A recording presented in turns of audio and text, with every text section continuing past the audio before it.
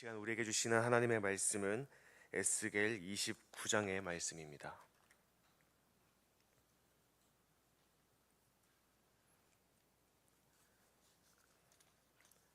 에스겔서 29장의 말씀을 함께 교독하겠습니다. 열째 달 12째 날에 여호와의 말씀이 내게 임하여 이르시되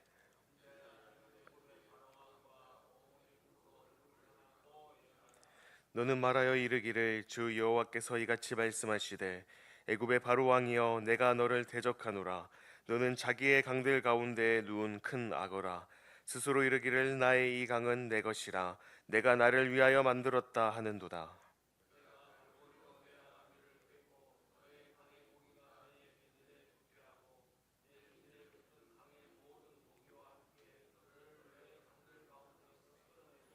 너와 너의 강의 모든 고기를 들에 던지리니 내가 지면에 떨어지고 다시는 거두거나 모으지 못할 것은 내가 너를 들짐승과 공중의 새의 먹이로 주었음이라.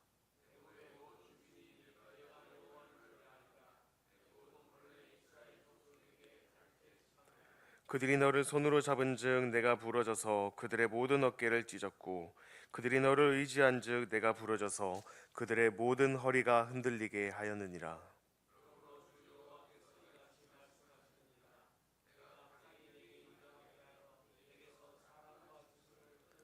애굽 땅이 사막과 황무지가 되리니 내가 여호와인 줄을 그들이 알리라. 내가 스스로 이르기를 이 강은 내 것이라 내가 만들었다 하도다.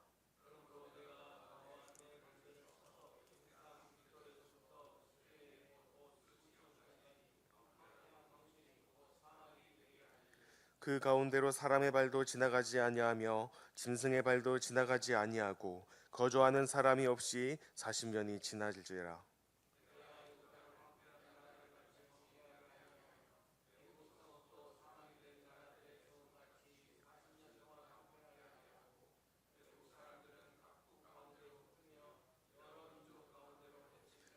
주 여호와께서 이같이 말씀하셨느니라. 40년 끝에 내가 만민 중에 흩은 애굽 사람을 다시 모아내되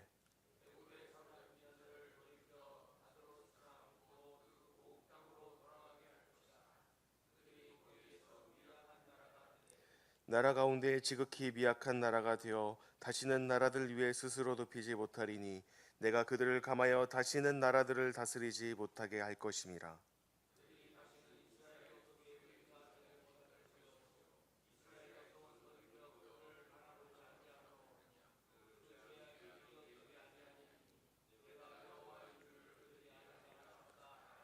스물일곱째 해 첫째 달 초하루에 여호와의 말씀이 내게 임하여 이르시되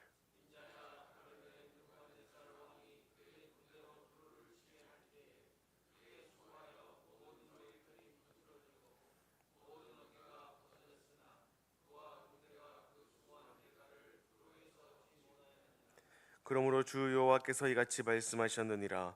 내가 애굽 땅을 바벨론의 느부갓네살 왕에게 넘기리니 그가 그 무리를 잡아가며 물건을 노락하며 빼앗아 갈 것이라. 이것이 그 군대의 보상이 되리라.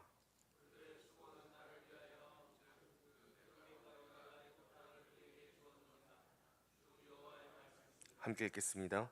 그날에 나는 이스라엘 족속에게 한 뿔이 돋아나게 하고 나는 또 내가 그들 가운데에서 입을 열게 하리니 내가 여호와인 줄을 그들이 알리라. 아멘.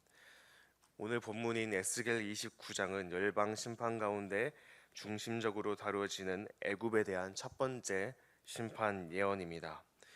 에스겔 25장부터 계속해서 이방 족속에 대한 심판이 이야기되고 있는데 29장부터 32장까지는 애굽을 향한 7개의 심판 메시지가 연속적으로 기록되어 있습니다. 이는 애굽이 단순한 이웃 나라가 아니라 유다가 역사적으로 의지해 왔던 그러나 늘 실패를 안겨준 가짜 의지의 대상임을 보여주고 있습니다. 오늘 본문 1절에서 16절 말씀은 하나님께서 애굽의 왕 바로를 심판하시겠다는 선언과 그 이유, 그리고 다시는 강대국이 되지 못하리라는 미래에 대한 말씀으로 이루어져 있고, 이후에는 40년간의 황폐와 이후의 회복, 그러나 다시 예전의 모습을 회복하지 못할 것이라는 이야기가 기록되어 있습니다. 이 시간 애국과 바로를 향한 심판의 메시지 속에서 하나님을 떠난 자가 겪게 될 심판과 오직 하나님만이 우리의 구원 되시고 우리의 반석 되심을 발견하는 귀한 시간 되길 바랍니다.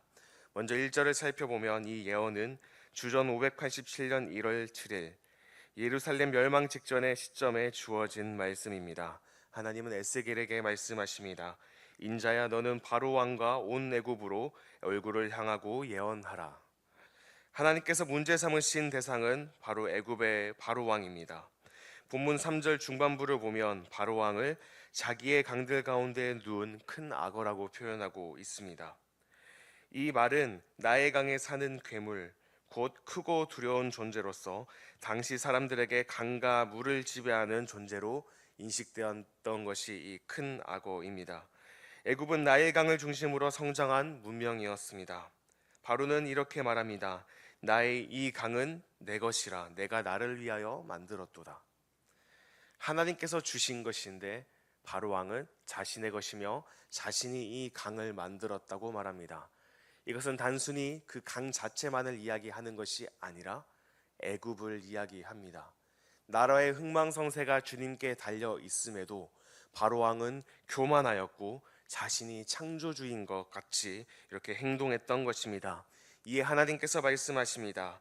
내가 갈고리로 내 아가미를 꿰고 너의 강의 고기가 내 비늘에 붙게 하고 내 비늘에 붙은 강의 모든 고기와 함께 너를 너의 강들 가운데에서 끌어내고.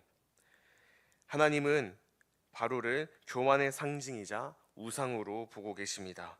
하나님 자리에 앉으려는 바로를 하나님께서는 반드시 끌어내시겠다라는 그런 의지를 보여주고 계십니다. 6절 말씀에서 하나님은 애굽이 이스라엘의 갈대 지팡이였다라고 말합니다. 의지할 수 없는 갈대 지팡이. 선지서를 계속해서 살펴보면은 유다 족속들이 계속해서 이 애굽을 의지하고 있었음을 우리는 알 수 있습니다. 그러나 위기의 순간마다 이들이 애굽을 의지했지만 그들에게 돌아오는 것은 늘 배신과 더 큰 상처와 고통뿐이었다는 것입니다.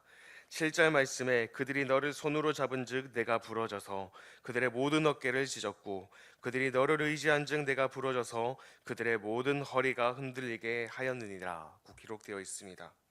애굽은 그 어떤 도움을 줄 수 없습니다. 오히려 의지하려 했던 자를 넘어지게 만들었습니다. 하나님은 왜 유다가 바벨론에게 심판을 당하게 허락을 하셨을까? 바로 이러한 이유 때문입니다. 하나님이 아닌 다른 무엇인가를 구원의 지팡이로 붙잡았을 때 그것은 오히려 심판의 지팡이가 된다는 것입니다. 내가 의지하려고 했던 대상이 나중에 오히려 심판의 지팡이로 나에게 돌아온다는 것을 보여줍니다. 하나님은 애굽을 심판하시겠다고 말씀하십니다. 그 내용이 8절부터 12절까지 이어집니다. 칼이 애굽에 임하게 되고 사람과 짐승이 끊어지게 될 것이며 그 땅이 황폐하고 황무하게 될 것이라 기록하고 있습니다. 그리고 이 심판이 임할 때 내가 여호와인 줄을 알리라고 말씀하십니다.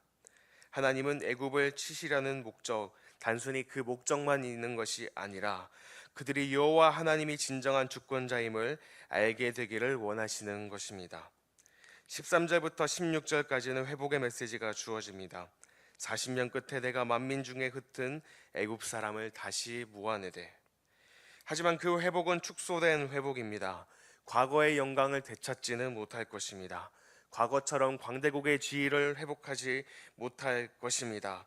오히려 미약한 나라가 될 것이라 말씀하십니다.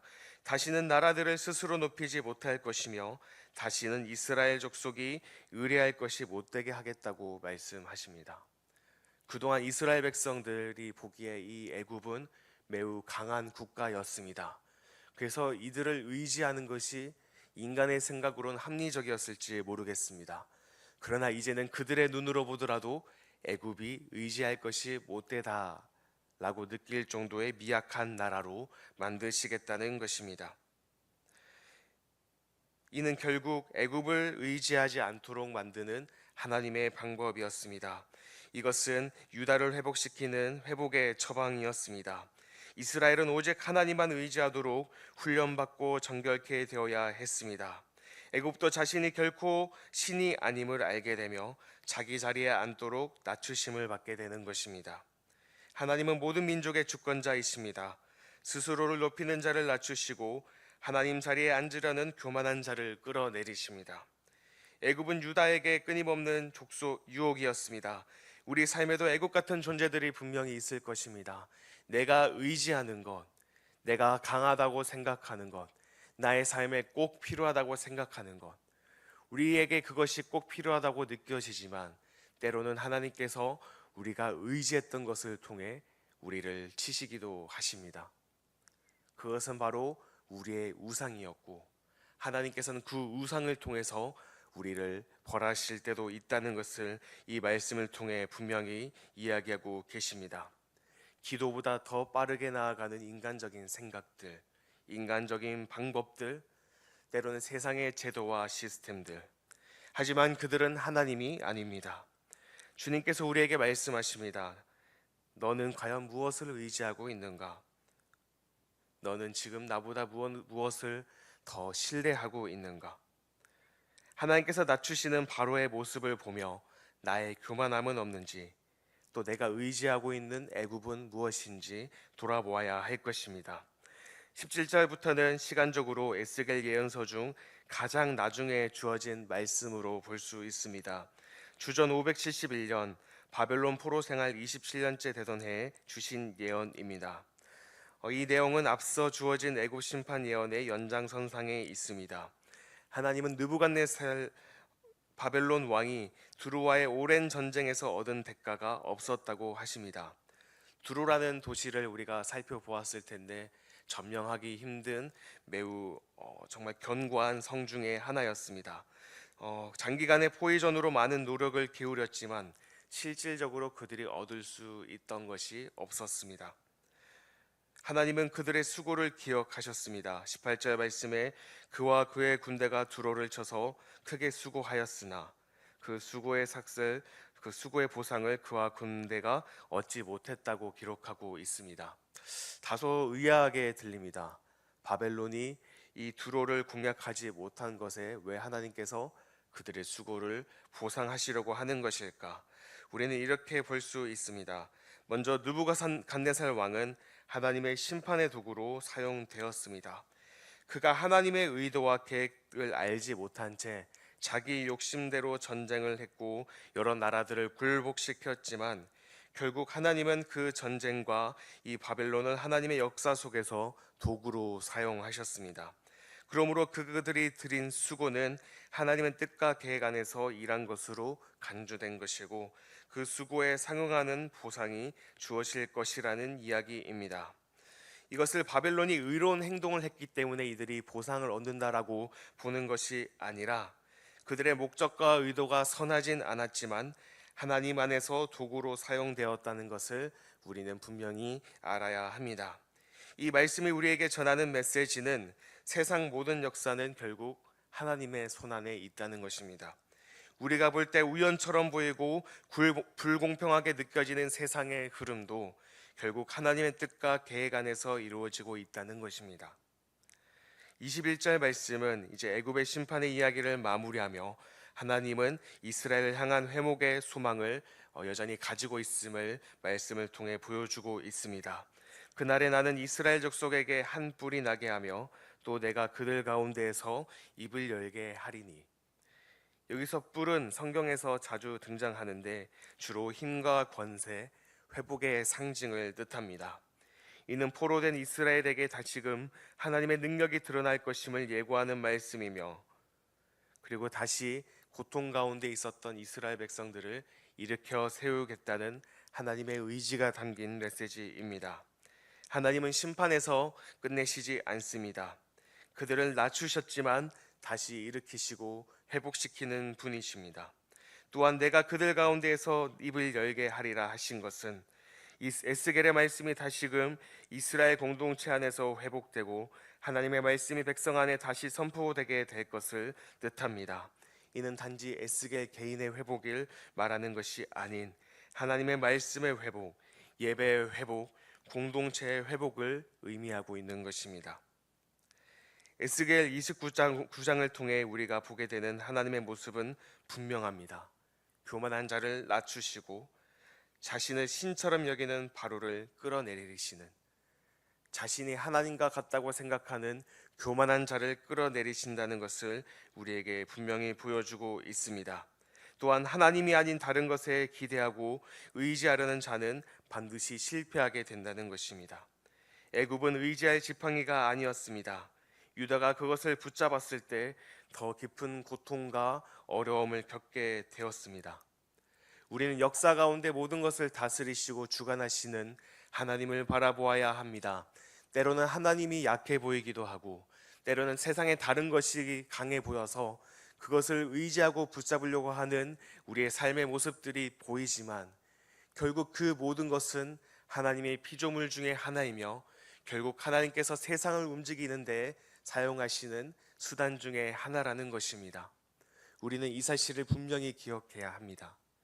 오히려 내가 의지했던 것을 통해서 내가 곤경과 어려움에 처할 수도 있습니다.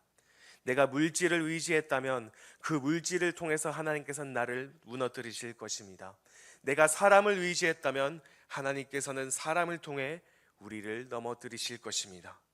내가 세상의 다른 것들, 세상의 가치와 기준들을 의지했을 때 하나님께서는 때로는 그것들을 통해서 우리를 넘어뜨리고 다시 깨닫게 하시고, 그 심판에서 끝나는 것이 아니라 다시금 우리를 회복시키실 것이라는 것이 바로 하나님의 마음이며 하나님의 뜻이라는 것입니다. 오늘 이 말씀을 기억하면서 우리의 교만함을 내려놓고 온전히 하나님만 신뢰할 수 있는 우리 모두 되기를 원합니다. 하나님 외에 의지했던 모든 것 내려놓고 그런 마음을 품었던 나의 마음을 주님 앞에 내려놓으며 회개하며 다시금 주님의 말씀 앞에 서서 하나님의 말씀을 붙잡고 살아갈 수 있는 저와 여러분 되시기를 간절히 소망합니다. 우리가 그렇게 믿음으로 붙잡고 나아갈 때 하나님께서는 우리에게 능력과 힘을 더해 주실 것입니다.